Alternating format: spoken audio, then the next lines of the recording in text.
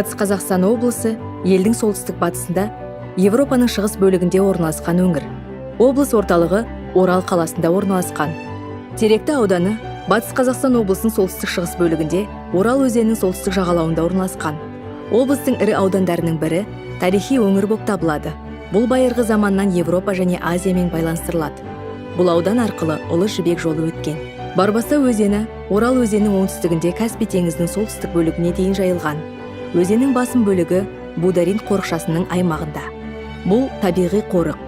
Табиғи және айрықша балық аулау кәсібі, бекіре және басқа балық түрлерін табиғи қорығын қорғау үшін ұйымдастырылған. Ерекше экологиялық жағдайлардың арқасында қорықта биік өсімдіктердің 700-ге жуық түрі, оның ішінде сирек кездесетін өсімдіктердің 90 түрі кездеседі. Сондай-ақ қорықтың аумағында грек жаңғағы, көктемгі жанаргүл, Комаров сауыр ағашы, гүл шешек, термошөгімді емен, мая лала гүлі, қара жидек және басқалар өседі.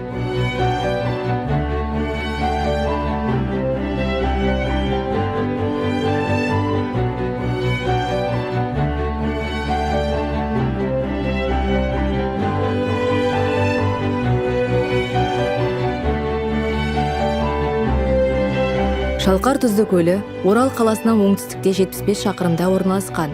Шалқар көлі жер асты суларын қорландыратын ірі су қоймасы. Оның суы өте мөлдір және таза, емдік қасиеттерге ие. Көл ит мұрыны өткісіз табиғатпен қоршалған. Бір жағында сортаң жер, екінші жағында шексіз жазық дала. Суының тұздылығына және ауқымдылығына байланысты Шалқарды жазық теңіз деп атайды. Жазда Шалқардың суы түбіне дейін қатты қызады. Аптап күндері плюс 38 градусқа дейін жетеді. Көлдің түбі майда ашық құмды, оның астында шипалы деп саналатын қарасаз көмілген.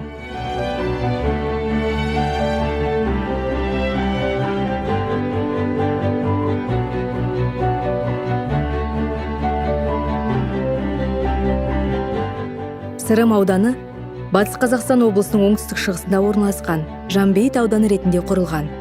1992 жылы Батыр Сырым Датұлының құрметіне Сырым ауданы деп аталған. Жымпиты ауылында бүгінде Сырым Датұл атындағы көшеде орналасқан Тараканов ғимараты тарихи мәдени ескерткіш болып табылады. Бұл ғимарат 1880-1890 жылдар аралығында бой көтерген. Екі қабатты ағаш үйдің қабырғалары сабаннан, ал сыртқы қабаты тақтайлармен қапталған. 1917 жылдың шілдесінде Алаш партиясы құрылды. Аталған ғимаратта 1918 жылдың ақпанынан 1920 жылдың қазанына дейін Алаш орда өкіметі орналасқан. Бұл жылдарда Жаһанша Досмұхамедов премьер-министр ретінде тағайындалған.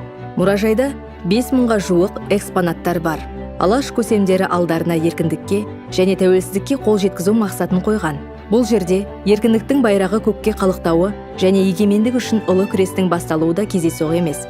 Алашорда мұражайының қабырғалары мұражайдың қасиетті мұрасының құнды артефактыларымен безендірілген.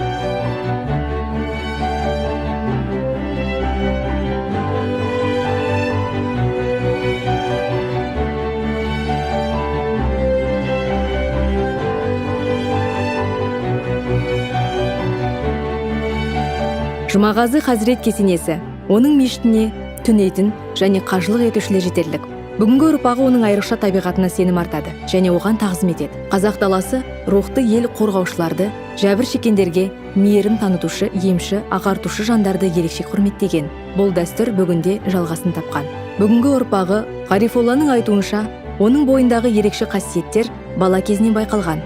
Бірде біздің әкеміз мінәжат етуге барған. Мінәжаттан соң және иман кеткеннен кейін Жұмағазы әкесінен мінәжат кезінде сіз кімге сыйындыңыз деп сұраған. Оның бұл сұрағына кімге болушы еді, әрине имамға деп жауап берген. Бұнымен келіспеген бала, жоқ, сіз көке, сиырыңызға сыйындыңыз деп жауап берген. Баланы имамға ертіп барған. Сол кезде имам, мен сыйынған кезде менің көк сиырым табынан қалып қалмады ма деп ойладым. Бұны бала біліп қойған. Мен тамшы болсам, бұл бала көл деген екен. Халық арасында Жұмағазының батырлығы және адамгершілігі жайлы көп деген аңыз бар. Сондай аңыздардың бірінде келесі жайлы айтылған. Түркістаннан оралған Жұмағазы қазақ тайпаларының ақсақалдарына келген. Олар бүгінгі Сырым және Теректі аудандарының аймағында өмір сүрген. Олардан қоныс сұраған. Алайда ақсақалдар оның өтінішіне құлақ аспаған. Жұмағазы кетпек боп бұрылған кезде оның артынан от лаулаған.